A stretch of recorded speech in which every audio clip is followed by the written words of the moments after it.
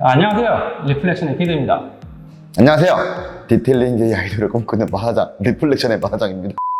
마장님 지난번에 카페에서 저 불러내가지고 그 얘기 했었잖아요. 폴리싱을 좀 배워보고 싶다고. 아니, 이게 어떻게 된 거냐면은 배워보고 싶다는 게 아니라 아시잖아요. 제가 폴리싱에 대해서는 사실 좀 부정적인 견해를 갖고 있잖아요. 그죠? 좀 안 깎는 걸 선호하는 스타일. 그죠? 저는 이제 그런 스타일인데 그냥 언제부턴가 이제 어떻게 보면은 이제 뭐랄까 이제 할 만큼 다 했잖아.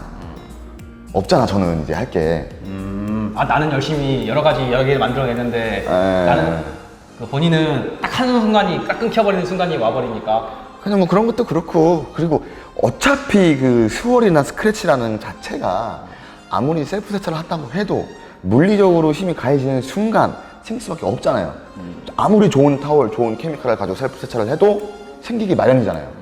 그리고 뭐 막말로 나뭇잎에 긁힐 수도 있는 거고, 뭐 그러니까 어떤 애 생기니까 이게 또 환자들은 이 꼴보기가 싫다고 이게.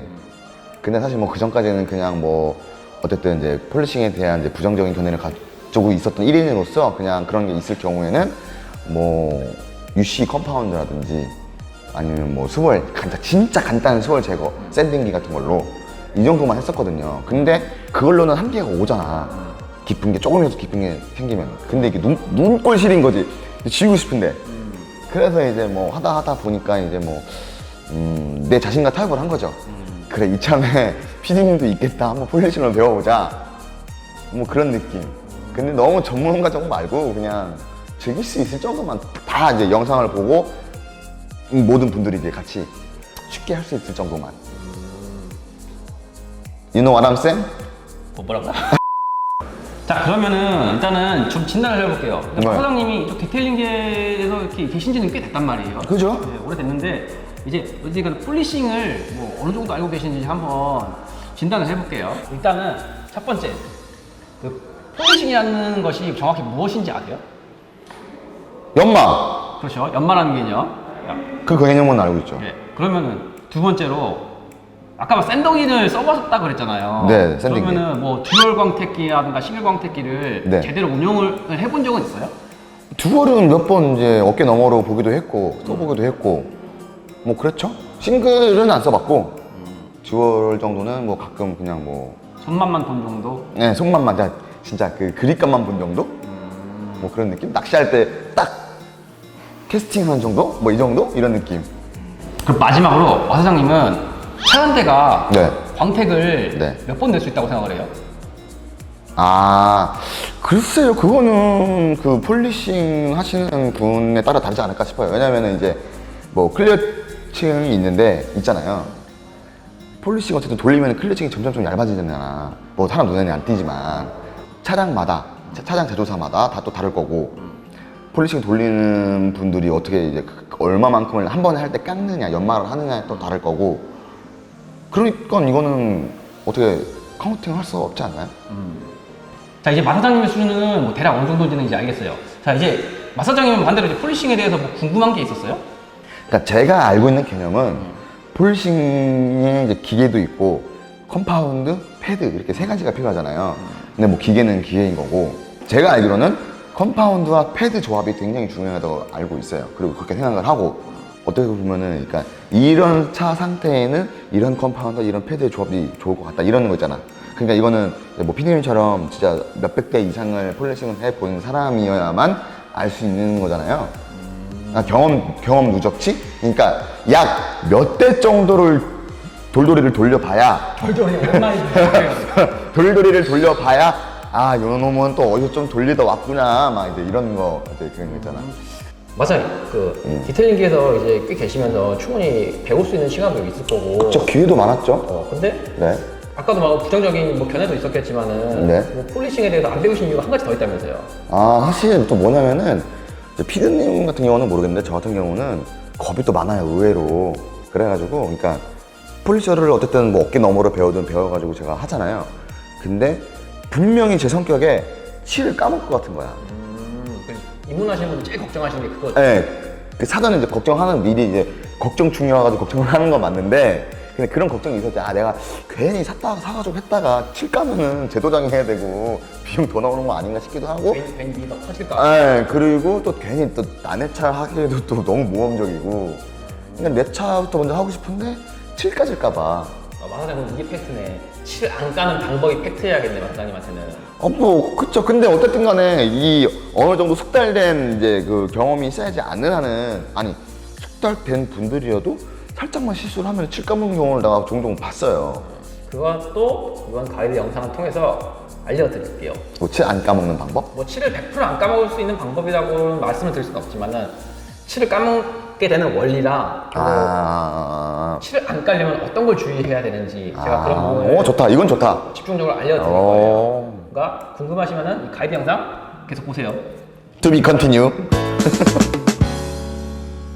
근데 실질적으로 일반 오너분들은 그렇게 뭐 피디님이야 그쪽으로 계시니까 하루에도 몇 대씩 막 이상 하는데 디테일링 샵 운영하시는 분들이나 그런 분들은 이제 계속 할 수밖에 없지만 일반 오너분들은 사실상 차를 뭐 몇백 대 가지고 있는 사람이 없잖아요. 아무리 주변 지인들 차를 해준다고 해도 그게 쉬운 것도 아니고. 아주 좋은 말씀이세요. 지금 이 가이드를 하는 이유에 대해서 마사장님이 아주 정확하게 스타트를 끊어주고 계시는 것 같아요.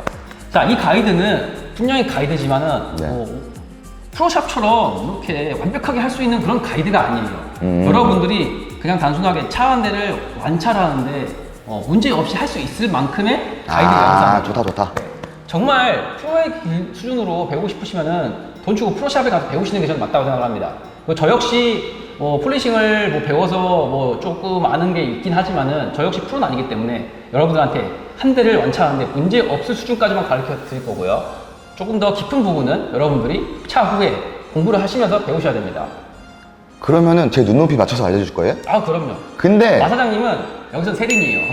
근데 내가 한 가지 말씀드릴게요. 나 하다가 돌돌이 집어 던지고 나가 도망갈 수도 있어.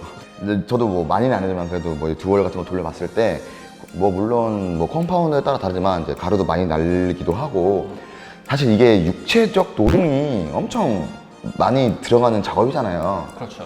땀 뻘뻘 흘리고 여름에 하면은 나 근데 그거 싫어하거든. 돌가루 날리고 땀 나고 내가 굳이 내가 이렇게까지 해야 되나 싶으면은 난 돌돌이 집어 던지고 또 도망갈 거야.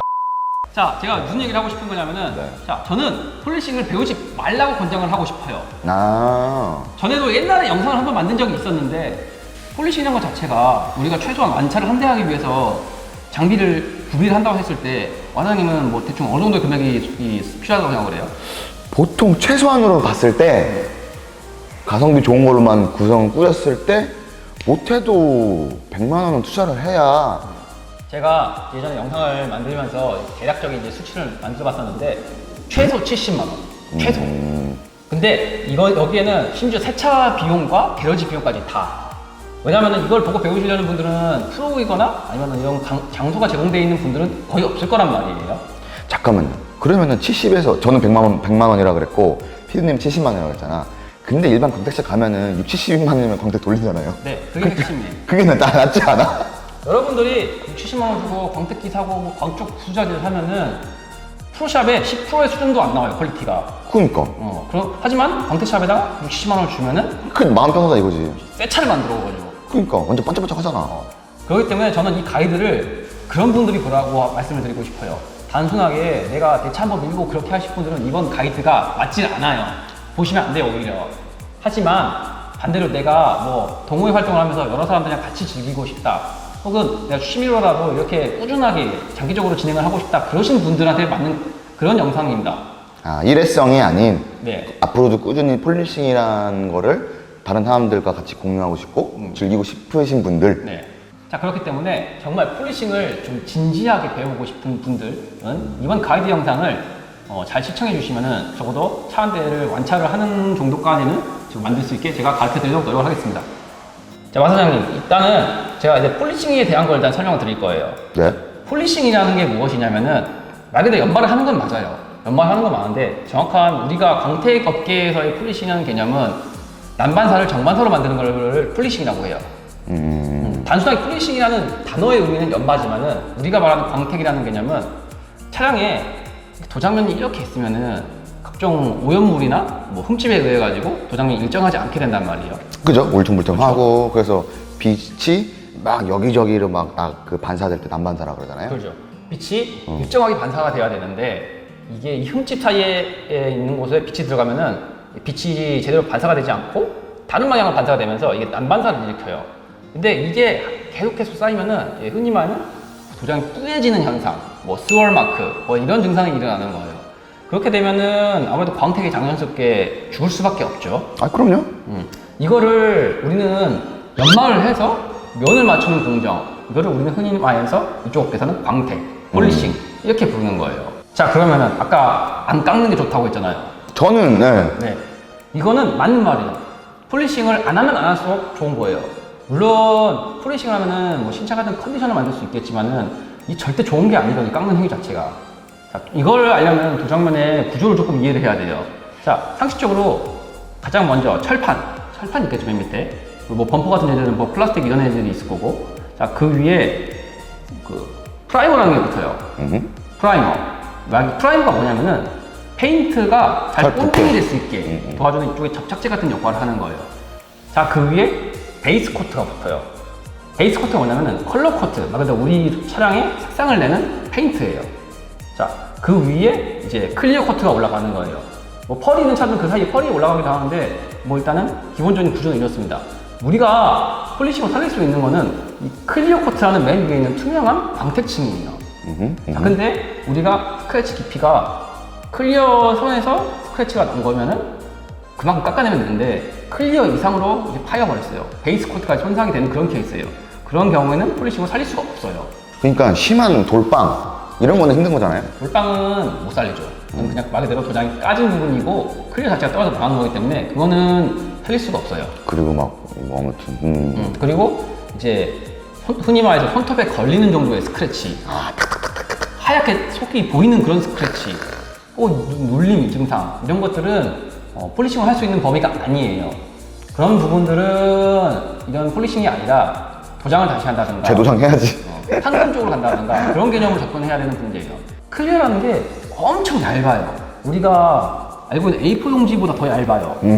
그렇기 때문에 우리가 실제적으로 깎을 수 있는 거는 거의 없고, 그리고 이걸 아주 미세한 걸 연마하는 거기 때문에 상당히 좀 스킬적으로 섬세한 스킬이에요, 폴리싱은. 자, 마 사장님, 여기까지는 이해를 했나요? 네. 네, 여기까지는 뭐 디테일링을 즐기신 분들이라면 충분히 이해하실 만한 내용이니까 네. 그것까지는 쉽게 이해를 하실 수 있을 거라 생각을 해요. 자, 그러면은 이제 폴리싱을 하기 위해서 뭐가 준비되어야 될까요? 당연히 이제 폴리셔가 있어야 되고, 그렇죠. 컴파운드, 그리고 패드, 그다음에 커버링 테이프. 그 외에도 엄청 많을 거예요. 근데 그렇죠. 그런 준비물에 대해서는 다음번 시간에 제가 설명을 드릴 거고요. 오늘 말씀드리고 싶은 거는 이제 최소한의 해야 될 수 있는 환경, 게러지를 말씀드리는 거예요. 자, 물론 이 광택기가 여러 종류가 있어요. 뭐 유선 광택기를 쓰시는 분들도 있고, 구성 광택기를 쓰시는 분들도 있을 거고, 뭐 시가적 광택기를 쓰시는 분들도 있을 건데, 기본적으로 광택이라는 거는 야외에서는 상당히 불리해요. 왜냐면은 차량의 도장면을 깨끗하게 만든 상태에서 연마를 하는 작업이 있는데, 아무래도 이제 공기 중에 날아가 있는 미세 먼지나 뭐 각종 오염물들이 도장면에 붙은 상태로 폴리싱을 하게 되면 오히려 차량에 데미지를 유발할 수도 있기 때문에 가급적이면 실내 공간에서 해주시는 게 좋아요. 그러려면 가장 먼저 필요한 건 실내 공간, 게러지겠죠. 적어도 내가 이걸 할 수 있는 환경이 있냐, 혹은 내가 사는 거주지 근처에 게러지를 쓸 수 있는 공간이 있느냐, 그것부터 제일 먼저 확인해 보셔야 돼요. 그것도 안 되고 툭대고 뭐가 좋다더라 라고 하면서 광택기를 돌리려면 하면은 나중에 분명히 낭패를 봅니다. 뭐 단순하게 내가 뭐 페인트 클렌징을 할 거야, 유막 제거를 할 거야, 뭐 이런 개념으로 갈 거면 조금 얘기가 다르지만, 적어도 폴리싱을 해서 도장면에 스웰 마크를 없애려고 한다, 뭐 이런 개념이면은 얘기가 달라져요. 그 경우에는 게러지가 있으셔야 됩니다. 그리고 패클이나 유막 제거 같은 경우에는 대부분 셀프 세차장에서 하시긴 하시지만 그걸 하셔야 돼요. 야외에서 돌리는 무선 광택기들도 소음이 어마어마하기 때문에 쓰시기 전에 뭐 사장님한테, 세차장 사장님한테 보면 이게 시끄러울 수도 있는데 써도 되는지 맞아. 그 간혹 아파트 단지나 그 주거 그 환경이 있는 그 세차장들 있잖아요, 주변에. 그럴 때 거기서 샌딩기나 폴리싱 하면은 민원 들어와요, 시끄럽다고. 그래서 그거는 사전에 진짜 사장님한테 여쭤보신 다음에 양해를 구하고. 네, 양해를 먼저 구한 다음에 하셔야 돼요. 네, 맞아요. 이거는 팩트입니다. 자, 마 사장님, 제가 질문 하나 할게요. 이 세상에 완벽한 광택은 있다? 없다? 없다. 왜 없다고 생각해요? 사람이니까. 아니요, 조금 개념이 달라요. 제가 이걸 왜 말씀을 드리냐면요. 광택은 일단은 완벽한 광택은 없다라고 말씀을 드리고 싶어요, 저는. 답 받았네. 네. 왜 근데 조금 접근 방향이 달랐는데, 자, 이 연마하는 작업이잖아요. 그쵸? 연마를 하면은 그 연마에 의한 데미지가 남아요. 그쵸? 그 연마에 의한 데미지를 보통은 어떻게 잡냐면은 그보다 더 고운 패드, 컴파운드를 이용해서 계속 곱게 더 연마를 하는 거예요. 그쵸? 자, 그러면은 마지막에 쓴 고운 패드와 컴파운드 연마를 했어요. 네. 패드 데미지 안 생길까요? 생기죠? 그렇죠. 아주 단지 우리가 말하는 광택이라는 개념은 사람 눈에 안 보일 정도이기 때문에 그냥 광이 난다, 차가 깨끗해졌다, 거울 같다라고 하지만 실제로 현미경 같은 걸 아주 미세하게 확인을 해보면은 실제로 그거 나름대로 패드 데미지가 계속 생겨 있어요. 그러면은 결과적으로는 우리가 신체 같은 완벽한 컨디션은 100% 만들 수가 없어요. 더 곱게 연마하면은 뭐 더 완벽에 가까운 도장을 만들겠지만은 그렇게 해서 깎고 하면 한도 끝도 없고 그렇게 하면 실제 클리어가 그 전에 먼저 나가요. 그렇기 때문에 이 세상에 완벽한 광택은 없다. 이게 팩트예요. 황광택이라고 알죠? 네, 옛날에 세린이 시절 때 써봤죠. 그리고 뭐 우리가 흔히 말하는 이제 뭐 3만 원짜리, 5만 원짜리 무선 광택기 그런 것도 아시죠? 그쵸? 보통 이 폴리싱을 배우시는 분들이 이렇게 잘 모르시는 분들이 이런 걸 제일 많이 산단 말이에요. 그쵸. 아무래도 저렴하고 접근성이 좋으니까. 그리고 한 번 쓰고 버려요. 저도 한 2번 쓰고 안 쓴 것 같아. 황광택기 옛날에 마사장님 있었잖아요. 그거 어디 갔는지 몰라요, 지금. 그렇게 좀 이런 광택기들의 특징이 힘이 약해요. 그쵸. 아무래도 이제 팜이 어떻게 보면 자동차용이잖아요. 시거츠에 전원을 넣어가지고 대부분 그렇죠. 12V짜리에. 그러니까 당연히 그 힘이 부족하겠죠, 회전력이. 근데 저는 좀 생각이 달라요. 물론 좋은 광택기를 쓰고 좋은 장비를 쓰면은 분명 좋은 결과물이 나오겠죠. 제대로 운영만 한다면은. 하지만 황광택기를 쓰든 무슨 광택기를 쓰든 어떻게 쓰냐에 따라서 좋은 퀄리티를 만들 수 있는 거거든요. 그거 맞아요, 맞아. 한강특기 제가 사가지고 그때 처음 썼는데 아무튼 그 뭐냐 스크래치 그 하단 저 범퍼 쪽에 스크래치가 있어가지고 그걸 거기다 썼어요. 근데 안 지워지더라고. 뭐 그때는 뭐 폴리시에는 개념도 몰랐고 그냥 이제 인터넷 검색해가지고 사서 썼는데 근데 되게 여러 번을 한 10몇 번? 20몇 번? 그 한 그 파츠를 없애려고 계속 했거든요. 한 몇 시간 동안. 황강특기로. 근데 나중에 깨끗하게 지긴 했었어. 근데 지금 그리고 몇 년이 지나서 지금 뭐 가끔 듀얼 폴리셔 정도 돌리는 정도잖아요.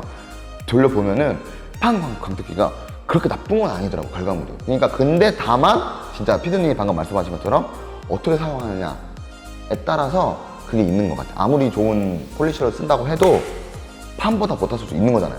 제가 드리고 싶은 말씀은 제대로 이해하고 활용을 한다면은 어떠한 광택기든지 간에 좋은 효과를 볼 수 있다라는 거예요.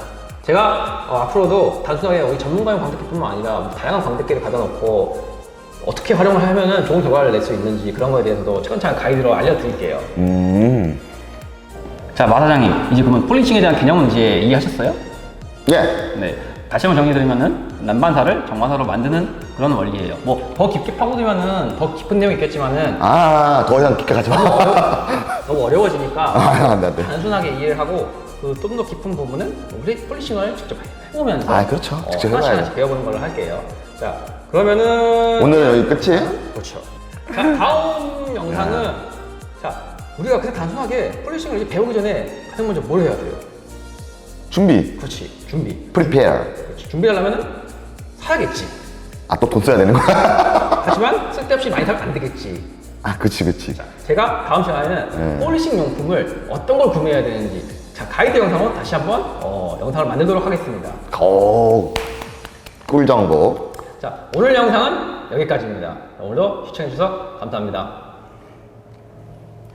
왜 인사를 왜 이렇게 늦게 해? 반박자 같이 해야지. 다시? 아이돌인데. 뭘 아이돌이야. 안녕하세요, 리플렉션입니다. 같이 하나, 둘, 셋. 안녕하세요, 리플렉션입니다. 빨리. 아이돌 꿈꾼다니까. 혼자 해. 너무하네. 다음 가이드 영상으로 찾아뵙도록 하겠습니다.